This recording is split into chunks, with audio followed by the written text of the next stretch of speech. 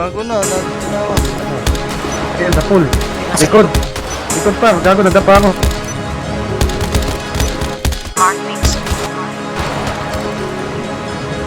Para sa mga Patay. kakarang pag nag-rap ay marok. Sana pag maglalapag wag palpak pag naglagay ng sahog. Pagkaputak ka lang di naman putak mag-rap na parang manok.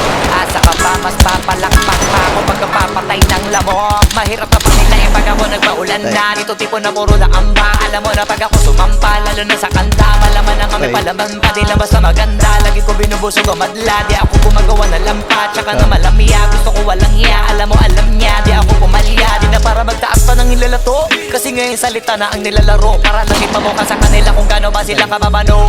Kailangan ko magbuhat sa bangko. Pakitaan sila para mauga. Ugain sila para matanto. Ipakita sa mga pagmumuka nila kung paano ang tunay na hambog. Nakabakat ako sa mapa. Kahit hilingin mo na mapasama pa. Alam mo na masanay ako sa papag. Tsaka lahat ang dapat ay nagawa na. Kaya nandito na ako sa malambot na kama. Isa yan sa mga bagay na wala ka. Iniisip ko na ganito ka sana. Kaso nga lang di ka pa pinagpapala. Tsaka pinapalado baka napasama pa. Habang ako alam mo na iba talaga pag kumarakas. Kita mo na laging tumatama para di na minamalas.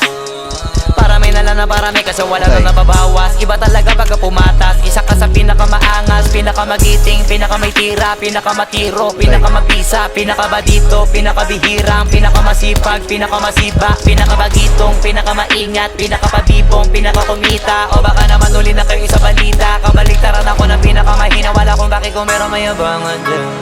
Sa totoo lang wala pa yan sa kalingingan. Kung usapang yapag lang hindi ko na para pag-isipan. Na makasasabihin sa dami ng pwede pagpilian sa akin. Napakadali na maghangin at naisip ako gawin. Kaya gawin na madalian. Alam ko na kaya di naman gawin ng karamihan. O kaya ng karaniwan. Pero pag ako yung gumawa hindi bang karaniwan.